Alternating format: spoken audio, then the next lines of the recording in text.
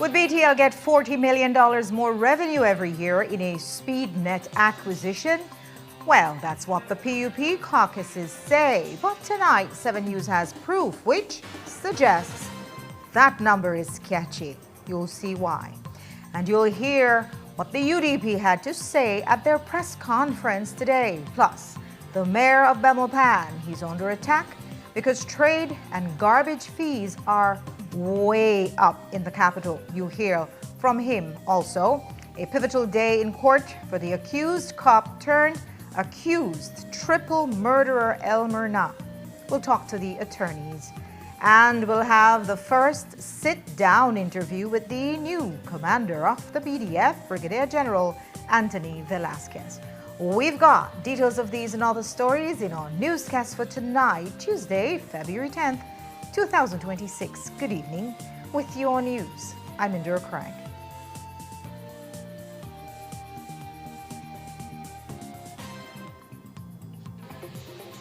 This newscast is brought to you by Cellular World, your authorized Samsung distributor. Shop smart for your Samsung devices in Belize and enjoy benefits you won't get anywhere else. When you shop locally for your Samsung, all your devices will be covered by a 1-year local warranty. You won't get that when shopping with the other guys. When in doubt, always look for the Cellular World seal to know you're getting the real deal. Shop with confidence and enjoy your Galaxy knowing that it can be repaired locally at our Samsung Service Center by certified Samsung technicians using original parts and machinery. Even better, enjoy the best LTE experience in Belize, knowing that your Samsung devices are compatible with major local carrier networks. Get the ultimate Samsung Galaxy experience only when you shop from authorized Samsung resellers nationwide. Remember when Senator Bacon was still a senator? He spoke about transparency and honesty. If you don't have anything to hide, why don't you bring it to light? So why did Chairman Bacon hide this? The first ever employment contract for a chairman. Locked in for 5 years with a salary nearly $400,000 a year. Remember, BTL is owned by the people of Belize. So while you struggle with high rates, he collects nearly $400,000 a year and gets paid even if he's no longer a director of the company. So even though everyone wants him gone, NTUCB members wanted to demand Chairman Mark Lizarraga's resignation. Chairman Lizarraga needs to go. Bacon ain't giving up that fat salary. And even if he's removed, he still gets paid. I sit at the pleasure of the Prime Minister. Because that's how Chairman Bacon rolls.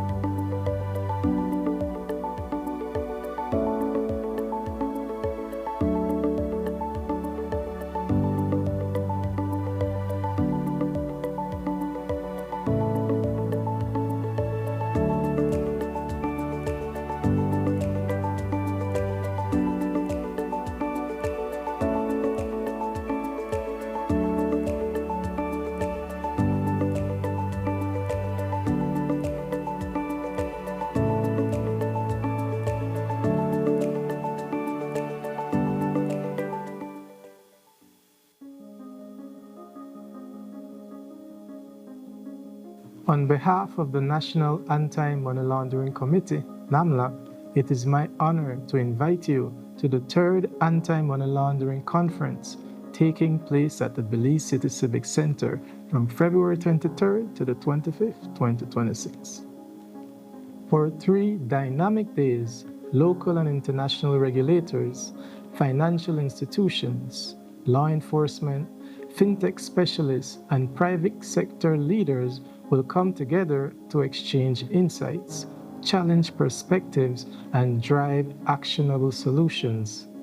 Through interactive panels, expert-led breakthrough sessions, and high-level discussions, we will explore the evolving regulatory landscape, emerging typologies, digital asset risk, sanction policy, and cross-border cooperation that are reshaping AML CFT globally.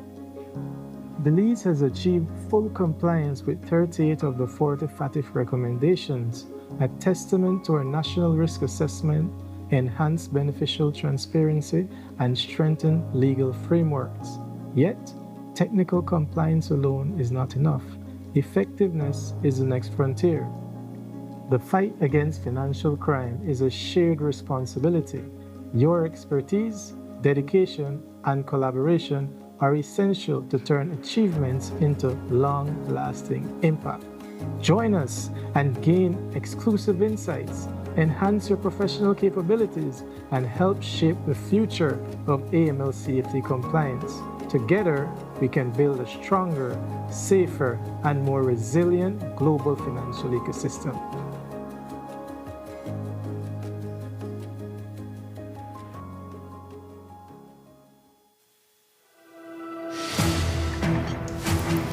At Atlantic Bank, we stand as more than just a financial institution.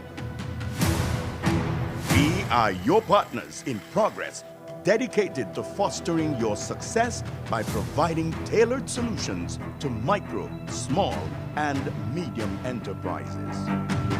Your successes are our triumphs, and every success story deserves to be celebrated. We pledge to stand by you every step of the way. Today, we celebrate the values that define you with your unwavering dedication, steadfast commitment, boundless innovation, resolute work ethic, and unyielding ambition. We will navigate challenges, seize opportunities, and continue building the future together. Nando's Wholesale is the distributor for the full line of Badia spices, including the original complete seasoning, the perfect combination of ingredients and spices prepared to enhance the natural flavor of your favorite foods.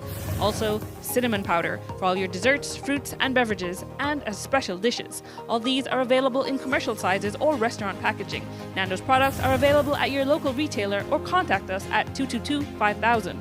From Corozal to Toledo, Nando's is proud to be serving Belize as its #1 wholesale distributor for over 35 years.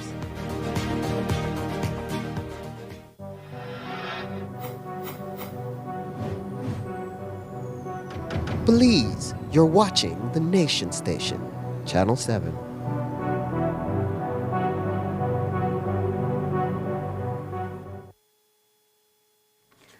On Friday, the push to have BTL acquire SpeedNet was put on pause by the Prime Minister, who said that a new public consultation campaign will now follow. The first getting that consultation are the PUP caucuses. So far, the Northern, Eastern, and Western caucuses have gotten presentations from BTL on the merits of the acquisition.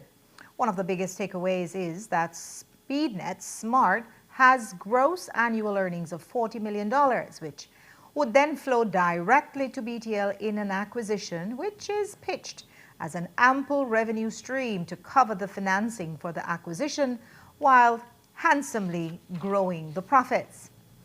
Sounds almost too good to be true, and well, maybe it is.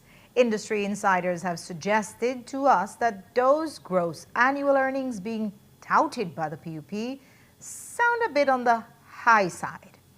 And we certainly did not hear them from SpeedNet or see them printed in audited financials. We heard them from the PUP, not the most objective source. So, how accurate really are those figures? Jules Vasquez went looking for answers. Throughout all the talk of acquisition, SpeedNet Smart has never discussed its gross earnings or its profitability. And at his 1-hour press conference on January 9th, BTL's chairman did not do so either. But the PUP Northern Caucus in its February 1st release suggested that the company's annual earnings are $40 million and that they would go straight to BTL if acquired. It says, quote, the financial analysis presented to the caucus indicated that the revenues are projected to increase from approximately $167 million to $207 million following the consolidation. And on Friday, a senior member of the PUP Western Caucus and much followed Facebook poster said he had gotten a presentation from BTL on the SpeedNet acquisition where he learned, quote, SpeedNet generates about $40 million in cash every year. This will be taken over immediately by BTL. Over $30 million will be in profit. So those are the numbers being put out to or by the PUP caucuses.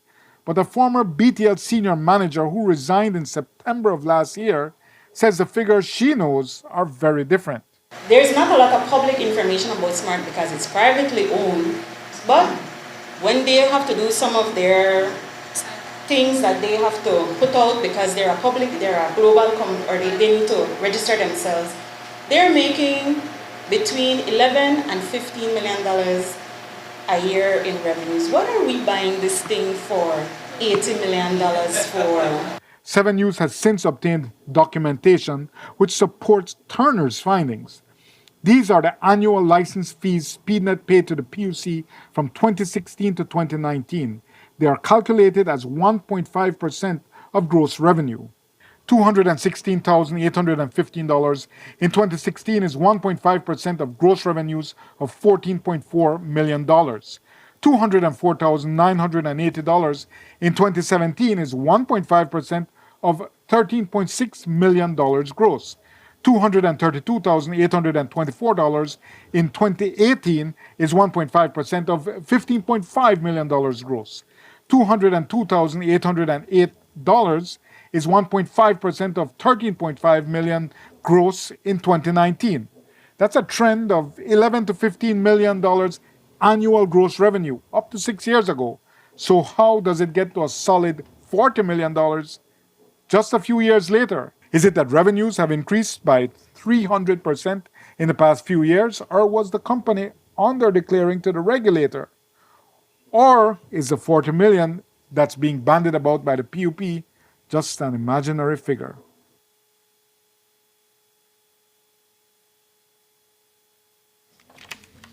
We did ask the PUC for the official figures for SpeedNet's annual license fee payments. We were told by the communications manager that the chairman is on leave and that a statement would be provided. And the proposed acquisition was also the top line item at a UDP press conference today. Party leader Tracy Panton focused on the PUC's silence. She said it's the PUC which should have made the call to put a pause on the acquisition, not the Prime Minister. Here's how Panton put it. First, we were told this was a private transaction.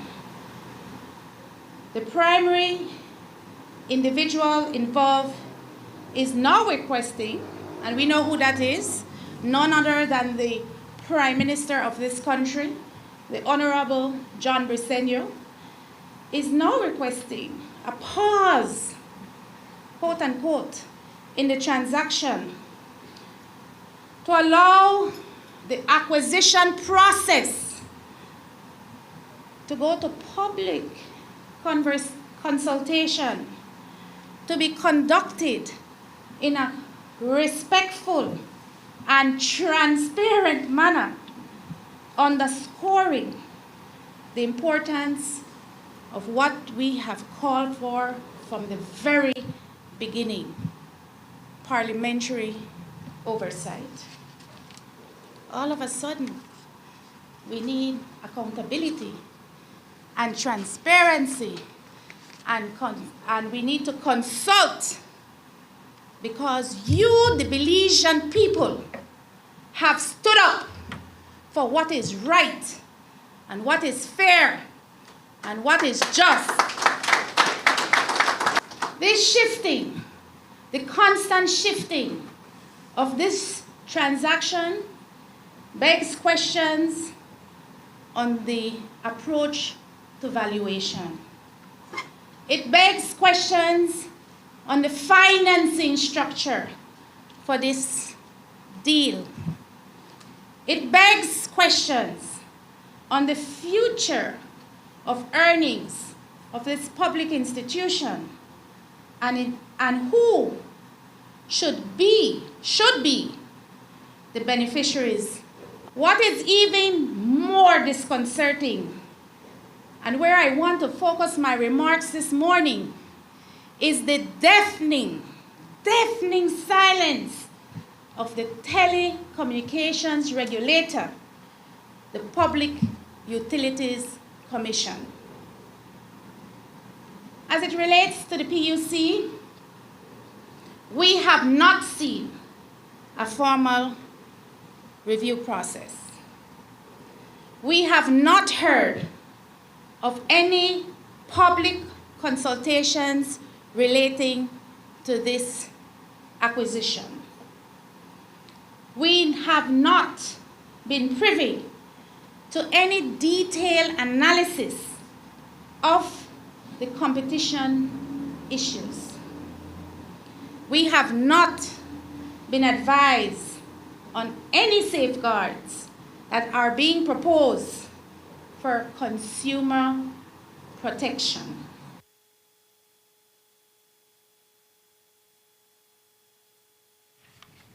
The UDP had the floor all to themselves this morning after the National Trade Union Congress of Belize cancelled a protest that was scheduled for this morning at the administration building in Belmopan.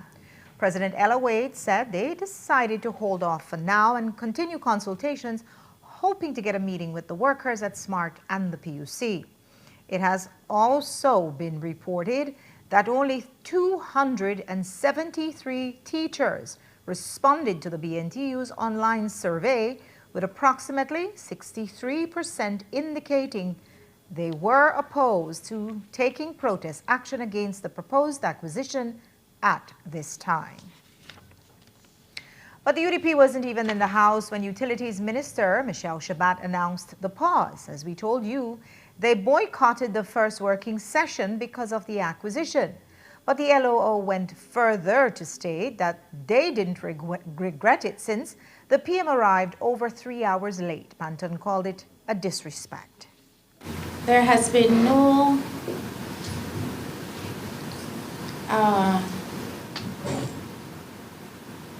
regret that the UDP, via its parliamentarians, will not allow the government to use the National Assembly and to use the House of Representatives as a rubber stamp for corruption. There is nothing that we can, and the opportunity is not lost. This matter, in my view, requires oversight by Parliament. And the fact that the Prime Minister, who knew nothing of this deal, nothing, he don't know that BTL was talking to his family company, but he now knows that he is directing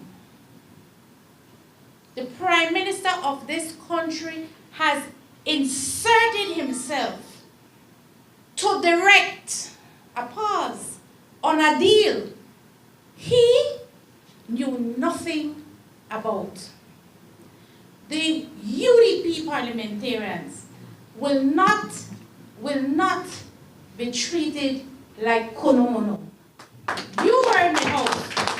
Channel 7 went to Belmopan and had to wait until 1:30 so that the Prime Minister of this country could go to another event, and they would have had us, the level of disrespect, would have had us sitting there until the Prime Minister and his members decided to show up.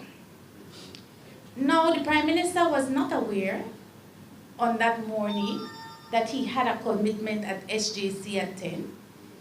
He knew that before. And I know he knew that before because I knew that before. So the House meeting, if the Prime Minister did not want to show the level of disdain and disrespect he has for members of Parliament, would have asked the Speaker to convene the House meeting at 1:30.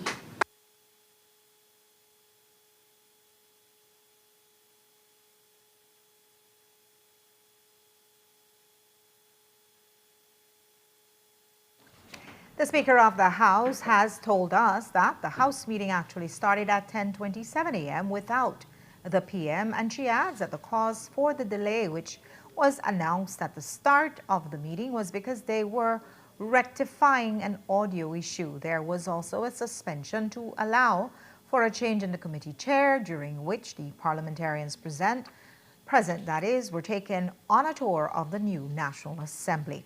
They then broke for lunch and resumed the full session after. And the UDP also spoke about the massive hike in trade license fee that the Belmopan Sitco has implemented. Businesses complained of up to a 300%, which they could not have prepared for. It's a heavy weight on business owners, but according to the former Belmopan mayor and current UDP caretaker for the constituency, Khalid Bilal, this fee shouldn't even have been implemented since it's yet to be approved by the Senate. Here's how he explained it. There has been a bill passed by the House of Representatives, a trade licensing amendment bill, and it's been passed in the House, but not, to my knowledge and understanding, ratified by the Senate. So that bill has not come into effect for use by municipal councils and I believe eventually village councils in the country of Belize. In a nutshell, if you are paying $1,000 in 2025 and $1,000 in 2026, when the Senate ratifies this bill for the years of 2027, 28, and 29, the maximum you should pay in trade license fee is that $1,000 plus 10%. Or $100, so a total of $1,100 for the next 3 years. What happens after the 3 years expires? Well, that is something that the new formula will dictate, but at least you will have had some time to prepare for it. We are simply asking all councils to ensure that there's consideration, that there is proper advisement ahead of time, so that we are not blindsiding our residents. And that goes for trade license, which is the hot button issue at this point in time. Goes for garbage fees, which I have seen pop up on the Facebook discussion over the past couple of days. And yes, for property fees. And to get the other side of the story, we took a trip to Belmopan today to hear from the mayor, who candidly spoke about the trade license fee increase. The mayor explained that when the new trade board took over, they wanted to ensure that the fees were corrected, and that review led to the realization that many businesses were not adhering to the proper fees. Here's what the mayor said about the adjustments. When this trade board, our trade board took over, we did a revision of the trade roll in its entirety. We revised every single business to ensure that correct calculations were applied and fees were correct. Doing this exercise, the trade board found a lot of cases where files were blank, empty folders for businesses. Let's just use an example of $150 as a fee. We had cases where businesses were paying something similar to that amount. Because nothing exists to prove the trade fee, reassessments were ordered by the trade board. So reassessments were carried out to ensure proper calculations for every business. So during this approach, a lot of businesses disagreed with the calculation which ended up, or the fee that was resulting. We, in cases where businesses approached us to discuss the issue, we explained to them in detail what had transpired, and we did an application of both the existing law, which is the old law, the old trade law, and we also applied the calculations using the new trade license regime that has not taken effect as yet.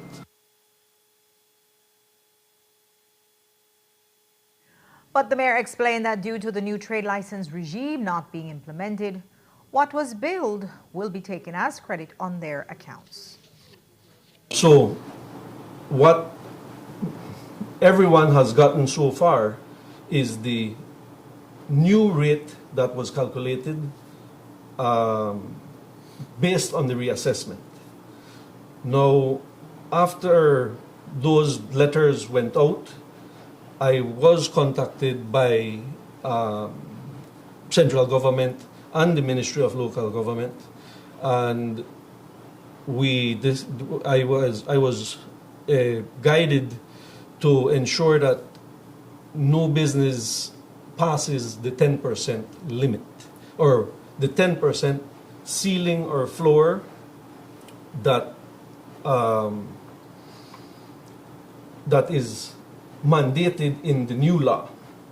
Now, because we are not applying or implementing the new law, the Trade Board was of the belief that we didn't have to adhere to the 10% fee.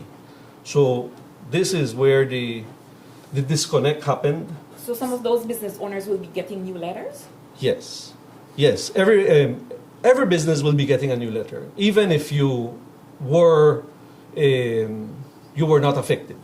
And so trade license was due at the beginning of this year. So what will that be used as? Will it be a credit, or will you return the money to the businesses?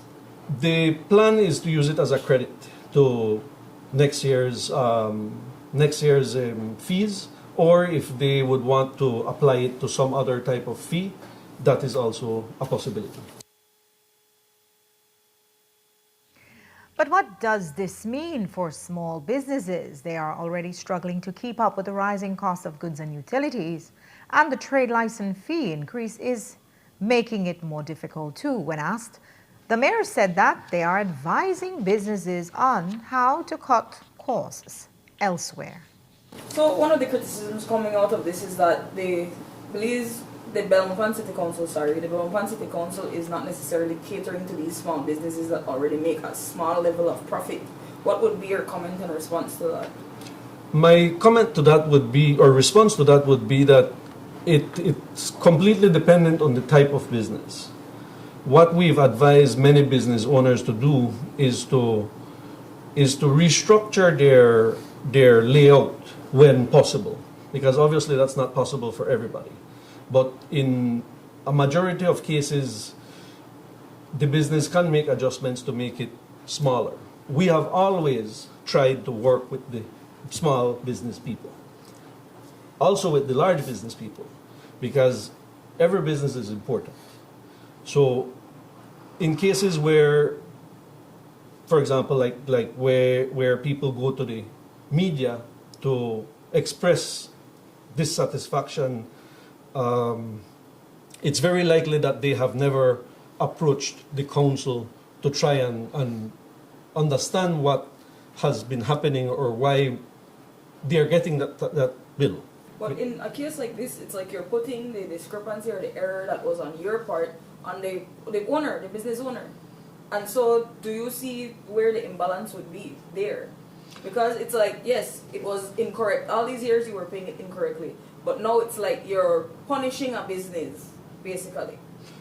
I understand your explanation, but if you look at what is being put into effect now, as I explained, no business will see greater than a 10% increase or decrease in fees. Because we also have the reality that some businesses got a lower rate as well. And one of the things that we tried to ensure is that we added business owners as part of this trade board, so that we can get better perspective when it comes to businesses. Businesses are expected to receive corrected bills soon, but with a price being guided by the trade board, well, anything stands. Along with the trade license, the commercial garbage fee has also been raised, but Kowich also blames the former government for not applying them in a timely manner. Can you explain the fees that were raised for that as well? We focused primarily on the trade license. Let's shift over to the garbage fees. I know this morning I saw one that it was initially $144 and it's now $600 that they're paying. Well, you saw two receipts. It doesn't mean necessarily that it's for the same person. Okay, they had a before and after. So, yeah. You know how things go. All right. Sometimes people manipulate things to make it appear a certain way. All right, so can you break it down for us? But yes, I can. But yes, I can answer the question. All right. Because yes, there is some fact in the potential for an increase by certain businesses. There is a second portion other than square footage that is considered with regards to commercial garbage rates. We also consider the category of business, because there are certain types of businesses that generate less garbage than others. So it's not just the size of your business, the type of business matters as well. So that is also a factor. In majority of the cases, the increase has been due to that increased square footage, or very likely the garbage fee that was applied did not match what it was supposed to be.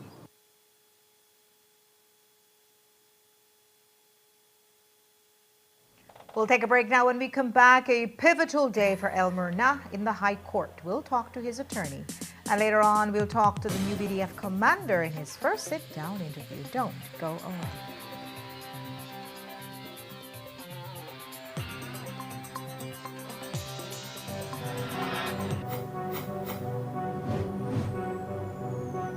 Belize, you're watching the Nation Station, Channel 7.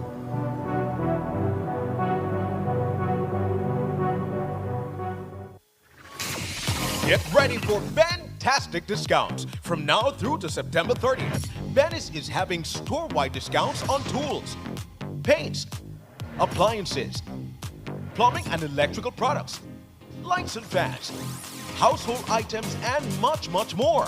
Visit a Venice store near you to enjoy fantastic discounts from now through to September 30th. Only at Venice. Quality and savings. In 2005, a prime minister and his favorite minister refused to listen. They tried to force a deal that the people didn't want. They thought they were untouchable.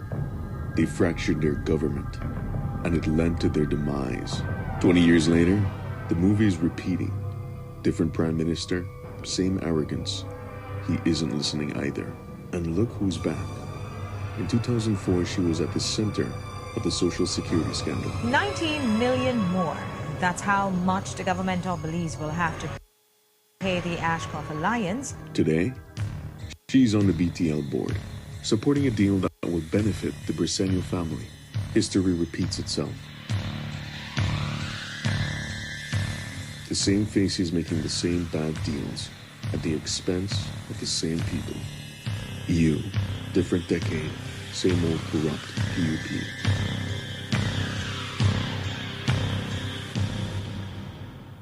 The Civil Registry Department and Vital Statistics Unit provides comprehensive information services to assist citizens in obtaining official documentation related to key life events. You can apply for birth, death, marriage, adoption, or deed poll certificates for records that have already been registered. You can also request tailored information extracts or certified copies of documents about specific life events. All Vital Statistics information services are available through the new Civil Registry and Vital Statistics System, CRVS. You can complete all services online from the comfort of your own home, or if you prefer face-to-face interaction or need additional support, you can visit their nearest office to complete any service. The new CRVS, digitally connecting citizens to all vital statistics services. Visit crvs.gov.bz today to access our services.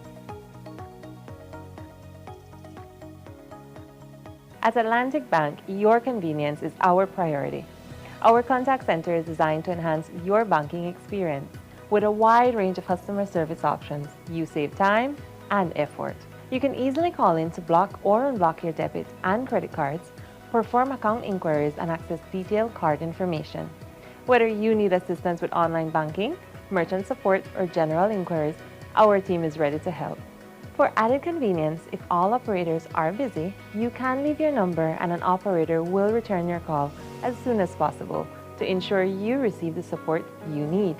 Depending on your transaction type, we may need to verify your identity through a set of security questions. And remember, Atlantic Bank will never request your username or password for Atlantic Online via phone call, text, or email, ensuring your personal information remains safe and secure. Our support team is available Monday to Friday from 8 a.m. to 6 p.m. in both English and Spanish. Simply dial 223-1212. This is a dedicated line for our contact center. Atlantic Bank is committed to providing you with exceptional service and the tools you need to manage your finances conveniently and securely. Take full advantage of our easy-to-use contact center services today. Atlantic Bank, building the future together.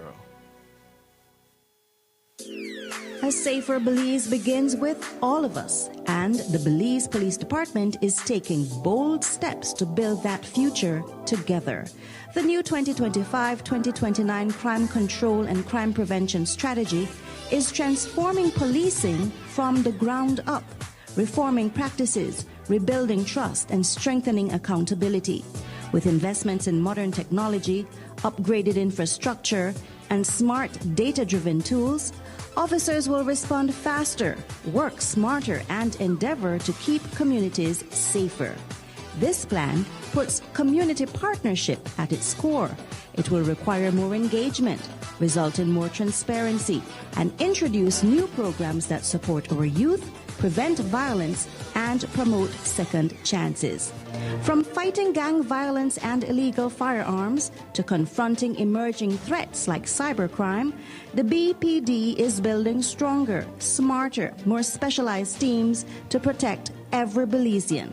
And with enhanced training and leadership development, our officers are better prepared than ever to serve with integrity and professionalism.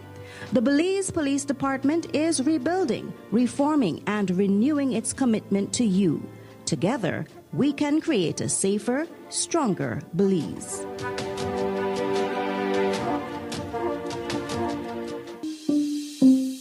Indian restaurant located at 148 Newton Barracks Road in Belize City, saying great authentic Indian cuisine.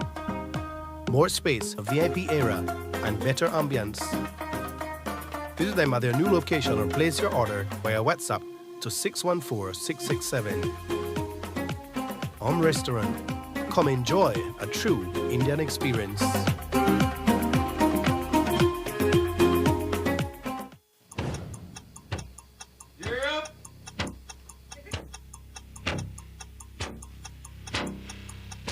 These charter means aren't We're navigating along the coast. This morning, the 2023 Good evening. Good evening. I'm Shireen Halsell, And here's what's ahead for you on 7 News Tonight. We've got details of these and other stories in our newscast for tonight. Good evening. With your news, I'm Indra Craig. Please, you're watching the Nation Station, Channel 7.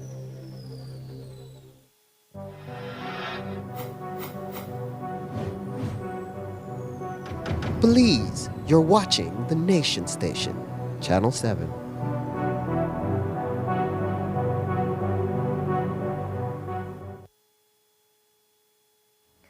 Today was a pivotal day in the High Court for the triple murder trial of Elmer Na. His attorney, Dr. Lyndon Jones, had made a no-case submission and Justice Nigel Pilgrim ruled against it. Na also made a 27-minute statement from the dock, professing his innocence and pointing to what he says are multiple defects in the evidence. It was a much-anticipated ruling and a dramatic dock statement, and it draws the case closer to a verdict. Our court reporter spoke to the attorneys for both prosecution and defense outside court. We start with Na's attorney. Today we got the decision for the no-case submission. The court overruled our application for a no-case submission. The details of that overruling will be given at a later date in writing.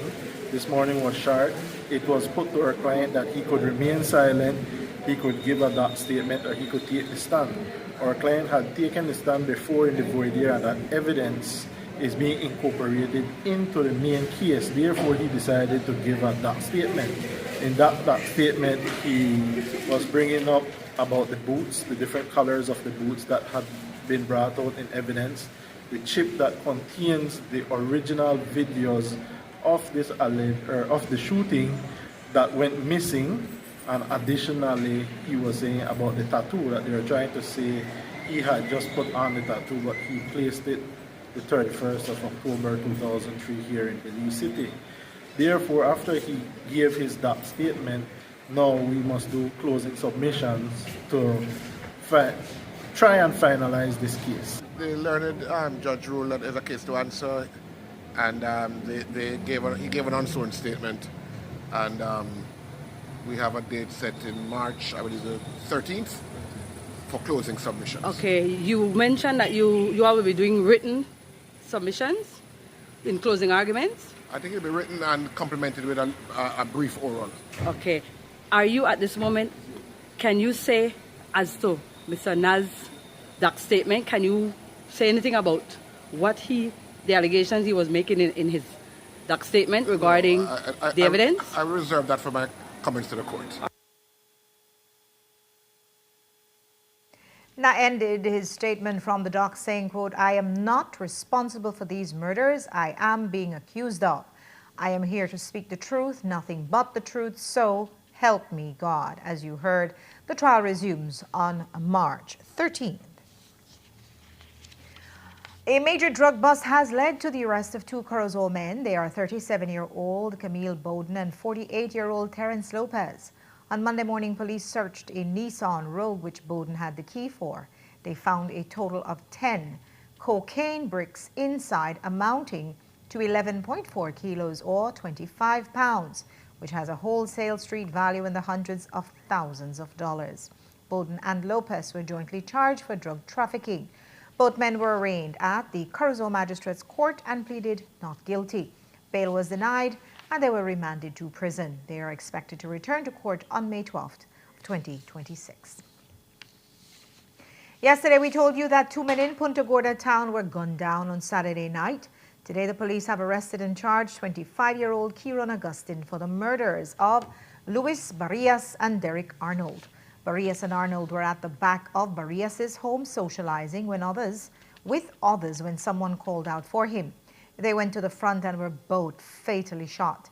Indications are that it may have been drug-related. The customs bite is too big. Well, that's what car dealers are telling and proving to us with some shocking figures that show kickbacks on imported vehicles, which are more than twice the value of what the government gets. And even though it is a large and systemic revenue loss, the Prime Minister has said he doesn't know about it. Today, the leader of the opposition said the silence is deafening from the Ministry of Finance. Amazing, right? And it has been happening for a while, in my understanding. It has now become so burdensome particularly for the car dealers. One of our caretakers from Orange Walk East is a car dealer. And it has become so heavy that there was no other option but to make this issue public. The government continues to tax the Belizean people. It is the Ministry of Finance that is responsible for customs and revenues generated through the Customs and Excise Department. But yet we hear nothing. I am telling you, it is amazing to me that this silence is deafening. What I would encourage people to do as this matter, and we will explore the matter a little further, and we're doing our own investigation internally, is to insist on a receipt that outlines what you're paying the funds for, because indeed, one such receipt that I saw, government was collecting about $1,700, a little over $1,700, and the Merdida, the local Merdida, that made $4,000. Not acceptable. It's a hustle. It is a big hustle, and the Ministry of Finance should have already issued a statement explaining to us how that matter is going to be addressed. What do you make of the Prime Minister, who is the Minister of Customs, saying that he doesn't know about it? Does he know about anything? He don't know about anything. Every time you ask the Prime Minister a difficult question, he's unaware. He's certainly not fit to be the Prime Minister of Belize. As the Prime Minister, you should be briefed, particularly when it relates to the ministry that you are responsible for. And in this case, it's the Ministry of Finance and the revenue streams that help the government to do its work. But instead, at the very highest level, we see hustling going on. So what do we expect through the system? My grandmother used to say, when a fish stinks, it stinks from its head. And so corruption in this country has become endemic in every area where public services, where people have to access public services in this country. And while the UDP didn't touch on the customs hustle in their press conference, they did ask once again, who thief Budna? Except, as the chairlady Sheena Pitts put it, that question has been answered. Joseph Budna was kidnapped by the state utilizing the police department. She linked the state's weaponization of the police department in this way to the police detaining Brian Yellowman Ordinette last Wednesday before the UDP's protest. It didn't end there. We started to protest. And the executive, again, using the police department as if though it is its lynch man, and had the police department feel that they have unfettered discretion for determining who gets for protest and when. Unfettered discretion for determining on this occasion, yes, I'll give you the permit, but on the next occasion, when conveniently, because of the politics of the day, I want to decide that you never have the time in there, you never have the date in there. You have the police exercise unfettered discretion to say, oh, you don't qualify for a permit today. You think you done there? Look at what happened on the morning of our last protest. While gathering placards to take out to our point of protest, Brian Yellowman Ordinette was arrested. And on the paper given to him, what the state used, for make you know what you doing there for. They write BMOG, acronym. Words will stand for being a member of a gang. Now, I have the fortunate advantage of saying that I know Yellowman all my life. And I will not put my head on a block and get it chopped off. But I can say with absolute certainty, at no time, Yellowman has ever been a member of a gang. It can never be that no executive power is able to use the police department and dispatch it against the Belizean citizens. And Belizeans, this does not if blow over like a breeze. This is a matter of your fundamental rights and freedoms. It can never blow over. On Friday, we reported that Joseph Budna's brother Desmond Tillett was detained by the police on an allegation of cyberbullying. Well, by Friday night at a little after 9 p.m., he was released, but without his devices and storage accessories. He was taken to the station under the suspicion that he was the one behind the Ryan Budna Facebook page. But even after finding nothing, he says they kept his devices and still do up to this hour. Today we spoke via phone with Tillett, who sees it as an act of malicious intent. It's about 11:30 in the morning, and they said they have a warrant. Well, they need to talk to me at the police station. They need to ask me some questions. And if I could have accompanied them to the station, ask them if I'm being detained or arrested. They said no, we just need to ask you some questions. So we went to the police station, and when we reached into the compound, I was told by the commanding officer of, I guess, cyber unit, Juan Garcia. He said that for us to ask you questions, we have to treat you like a prisoner and detain you. And I said, what? Since when? I said, anyways, let's proceed. And they read me my rights, and then they said that they have a report from the Commissioner of Police, Dr. Rosado, that I am posting to Ryan Budna's profile, and they need to ask me some questions about it. So what happened is that they just came out, get a warrant signed by a JP, and come back to my house, get everything that is the electronic device, laptop, SD cards, hard drives, phones that weren't even working. They took a total of about 30 items from my house, even my daughter's laptop that she used for online classes. But while giving my report, basically, they saw, well, the interviewers saw things still being posted on Budna's profile, and included from other news outlets as well. And I asked them, how could I be the one posting things when I'm with you all? They said, we just have to proceed with the investigation. We have to package everything, and if you give us consent, you will get back your devices quick. If you don't, it will take months, maybe a year. And so I just believe this, it's just malicious.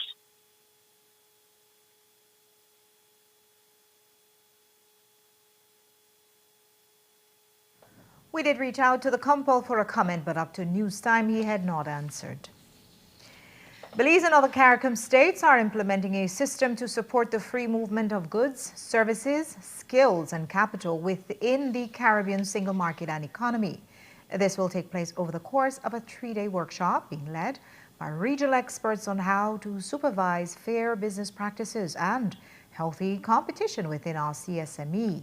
Here are the highlights from day one. The objective has been to position Belize as a more active, more strategic, and more outward-looking partner. And we're beginning to see that vision take shape. Belizean producers, from sugar and citrus to emerging industries such as the coconut market that is coming on very well across the country. We are increasingly looking beyond our borders, seeking to compete fairly and confidently across our region. But external ambition must be matched by domestic foundations. Market access alone is not enough. We must also ensure that the rules of the game at home are fair, predictable, and effectively enforced. And this is why today matters. For years, we have spoken about the importance of competition enforcement as part of Belize's obligations under CARICOM and as a pillar of our national development agenda. So the purpose of this workshop is to build some capacity among our sector regulators for the different economic sectors in Belize to allow us to better develop and position ourselves to localize a competition law for Belize. Now, what that does for us, for the average Belizean, is it ensures that we have laws and regulations in place to make our markets fair, meaning to have dominant business suppliers and providers that take advantage of the market to ensure that consumers can get access to better prices, to get access to more choices, and for businesses to be encouraged to innovate much more so than they would if we have a monopoly or dominant market situation. All the CSME member states, for the most part, have their own competition framework. Belize doesn't as yet, so we are developing our framework that can then integrate with the regional framework. So for us, it's really to set our national law in place, get our local authority in place, and start monitoring markets a lot better. I know, of course, everybody would recall some of the issues with the price gouging, which was all the rage coming out of COVID. having your competition authority in place gives you an additional tool as a government to really monitor those markets to ensure that they're operating fairly and optimally for the benefit of the consumer, but also for the benefit of the business person. And we take our final break now. When we come back, we'll have the first sit-down interview with the new commander of the BDF, Brigadier General Anthony Velasquez Dumberway.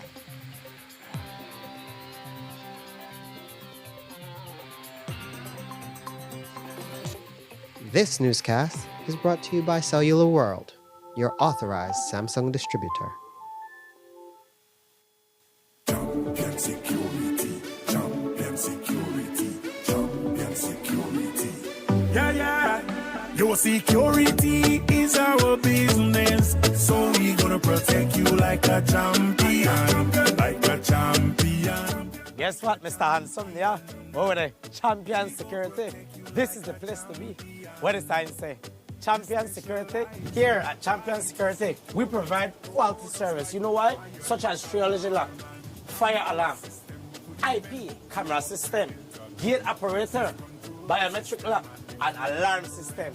Champion Security. Make a go check out where they go on inside of Champion Security. And boy, nice to meet you, my brother. Tell me a little bit more about Champion Security.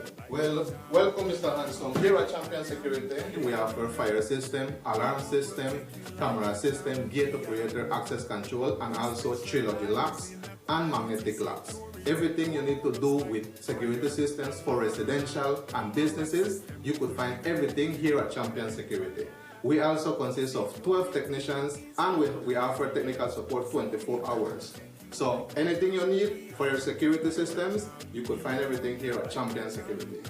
Remember, guys, here at Champion Security, we live by our motto, where safety is our business. Give us a call now. Don't forget to check us on Facebook, Instagram, and all the social media platforms. And continue to shake it to the max all the way.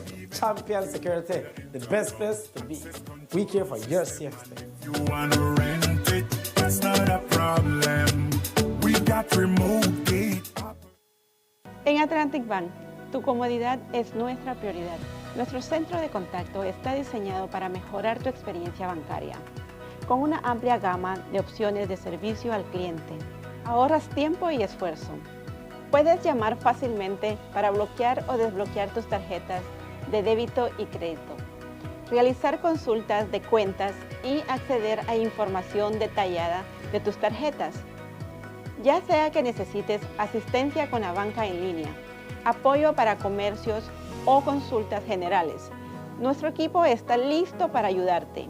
Para mayor comodidad, si todos los operadores están ocupados, puedes dejar tu número y un operador te devolverá la llamada lo antes posible para asegurarse de que recibas el apoyo que necesitas. Para mayor seguridad, es posible que necesitemos verificar tu identidad con un conjunto de preguntas sencillas.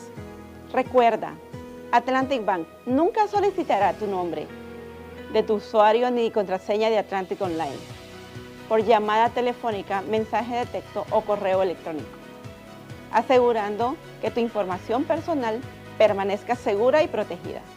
Nuestro equipo de apoyo está disponible de lunes a viernes, de 8 a.m. a 6 p.m. en inglés y en español. Simplemente marca al 223-1212. Esta es la línea dedicada para nuestro centro de contacto. Atlantic Bank se compromete a brindarte un servicio excepcional y las herramientas que necesitas para administrar tus finanzas de manera conveniente y segura. Aprovecha al máximo nuestro servicio del centro de contacto. Atlantic Bank, building the future together.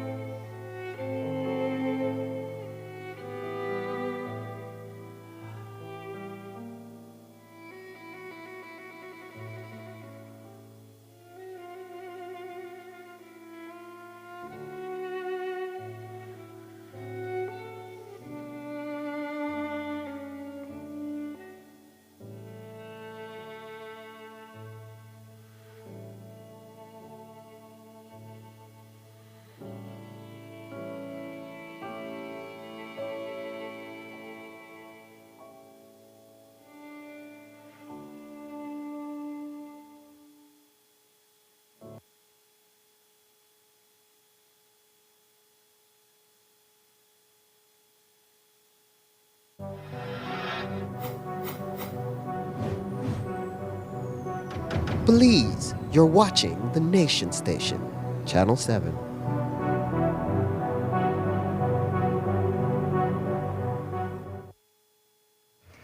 It has been just over 2 weeks since Brigadier General Anthony Velasquez officially assumed command of the Belize Defense Force. And already he says the pace has been intense. Today, he shared his early priorities, his journey through the ranks, and his vision for the future of Belize's military with Jaleesa Roberts. An old proverb says, destiny is when preparation meets opportunity. Well, that has proven to be true with Belize's new Brigadier General, Commander Anthony Velasquez. He hails from Belize City with more than 3 decades of service in the BDF, and says stepping into the new role of commander has been both exciting and demanding. Since late last year, he has been meeting with senior leaders, touring installations nationwide, and working to boost morale and welfare among soldiers. Velasquez joined the BDF in 1992, first serving in the volunteer element while attending St. John's College before entering the regular force in 1994. Over the years, he trained locally and internationally at some of the world's most prestigious military institutions. But was this always his end goal? Here's how he put it. I did not think about becoming the commander of Belize Defense Force. But at every level that I operated in, I always tell my junior soldier this, that you should be focused on what level you are on and make a difference, a tiny difference, whatever it is at your level, and focus on that. The bigger picture, yeah, every officer probably wants to be the commander of the Belize Defense Force, but you should focus on at your level, and everything else will work itself out. So I wasn't primarily focused on becoming the commander of Belize Defense Force. I'm very grateful and honored to be here, but that wasn't my primary goal from the start. Velasquez has been the second in command for some time, but ascending to the top post took perhaps a little longer than expected. But he remained patient until the time was his. There was some time that, okay, I was told that, yes, you're on the fast track to become commander, but nothing is certain, right? So, yeah, there was a point in time where, yes, I was told that, and I was anticipating. However, it took a while to happen, but I didn't lose focus on who I am and what I am and what I can do for the Belize Defense Force. He describes his career as shaped by a lifelong love for outdoors, adventure, and service, interests that began in scouting and carried into military career. He has seen the force grow and improve, but he knows that there is much more to get done. Well, yeah, I've been here for a while in the Belize Defense Force, 31 plus years, and it's been amazing to see the way how the force has developed and changed and morphed into what it is today.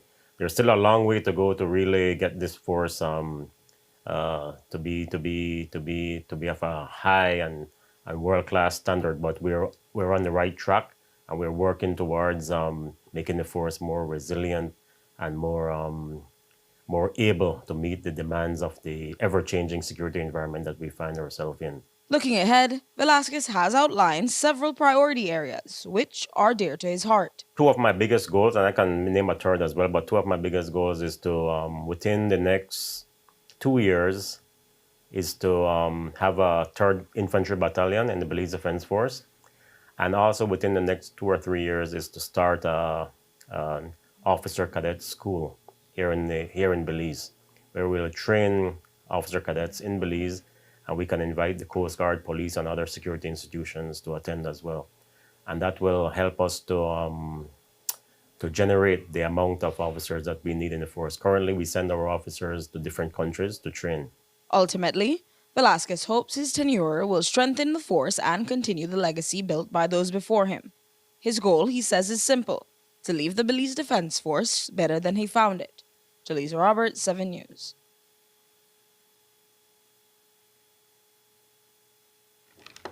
Velasquez is in his early 50s and expected to serve for the next 3 to 4 years.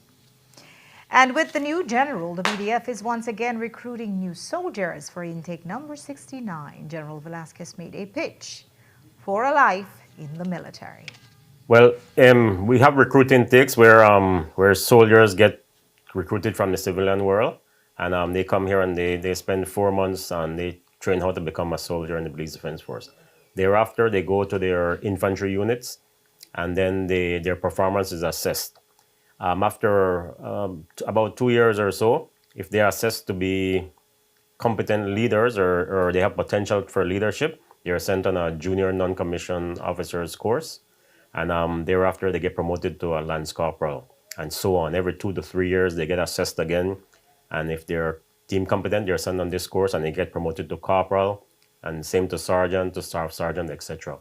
Also, if they're team competent enough to be, for example, if they're deemed competent enough to be a clerk or a medic or a signal technician, and they're sent on those courses and they develop their technical skills, and their career tends to trend towards that field. And how would you encourage Belizeans to join this new intake? Well, I would encourage all young Belizeans to join, 18 to 23 years old. The Belize Defense Force offers a lot. We seek young people who are ripe for development, and we offer a lot. I have seen soldiers join the Belize Defense Force along with myself as well, and over the years develop themselves and their families. We join as young individuals with practically nothing, just a lust for adventure, right? And then we develop our families, we get our houses, we develop a career, we have skills, we educate ourselves. Walk-in applications are available countrywide, or interested persons can apply online through the link on the BDF Facebook page. The Loreto Pelayo Trio has something new in store for jazz lovers. They will be performing live on Thursday night at the Bliss Center, accompanied by 2 special guests, a guitarist and a vocalist from New York City. The band leader and his guests spoke more about the performance and the synergy. They're calling it a night of ballads and blues. So this time we're calling it a night of ballads and blues. So I hope that, people, the lovers, the unloved, those seeking love can come out to this concert, and just experience, I always say it's like we're bringing a piece of New York to Belize, at a very affordable price. And so I just encourage everyone to come out, check out the show. Most of the set list is vocal. So these are a lot of standards that people might recognize, either, just being in the popular sphere. I know people know some of these standards from more modern movies. Some people know stuff like, funnily enough, people know Fly Me to the Moon from, I think, like Squid Game, from some Bayonetta games. Like, these songs have just been part of the public consciousness for decades. And so I think this time, especially with the words, that people will recognize many of these tunes. And even if they don't, I think that a lot of these standards have some of my favorite lyrics. You listen to them and these are lyrics that have these feelings that people have felt across generations. So even though that they're very old tunes, in a sense, they're timeless. So especially during this time of love, around Valentine's Day, people might discover, songs that really touch them. I think that's one of the reasons I love jazz, is because you have this canon of songs, standards that have been around for decades, if not, close to 100 years. So I feel so grateful to know the songs in that canon that I know, and get to come somewhere like Belize that I've never been before. And we have that to play together. So, in fact, very old songs, but new to this group of people playing them together, which is always an exciting new combination. It's going to be so fun because we're going to be playing a lot of beautiful songs from the Great American Songbook, a lot of jazz standards that a lot of people know and love. And it's going to be themed around Valentine's Day and a lot of music for lovers. But it's also going to be us, Katie and I, getting to know and getting to play with this Belizean trio, and kind of getting to know each other and kind of exploring things on stage, a lot of different sounds, a lot of different tunes and improvisation. And I think it's going to be really great. The show starts at 7 on Thursday night and tickets are $50. The family of Reynard Garbutt, the 22-year-old Sarita delivery man who was murdered in December, have started a small foundation in his memory. For their first project, they donated sports jerseys to Garbutt's former primary school in Santa Elena. His father, a veteran sports broadcaster, spoke more about the initiative and why they decided to do it. So we donated four sets of jersey to the Santa Elena Primary School. And like I mentioned, that the initiative started from his mom, Michelle, who started the Rainer Garbat Foundation. And since this was the primary school that he attended here in Santa Elena, we decided to start here by reaching out, because we want to keep the memory of my son alive because of the way how his life was taken. It was just a terrible, horrible way how his life was taken. He was shot twice in his head. And so we want to keep his legacy. We want to keep his memory alive. And which better place to do it than right here at the Santa Elena Primary School? It's a proud moment for Santa Elena Primary School. We have known Reynard. I was one of his first teachers as well. And we're really, really happy, grateful that the parents of Santa Elena Primary School gave this donation. Our school have always been known for sports and academics, but more sports, and we have always excelled in sports. So giving this is a very great initiative for our students. It's a motivation.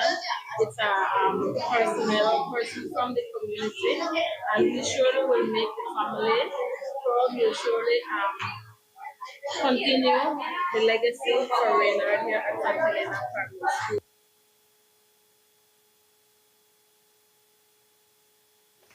And that's all we have for you for our newscast tonight. Thanks for watching. With your news, I'm Indira Craig. Remember, you can find a full transcript of all the news at 7newsbelize.com and see the streaming video on our Facebook page. Have a great night, and don't look back here tomorrow at 6.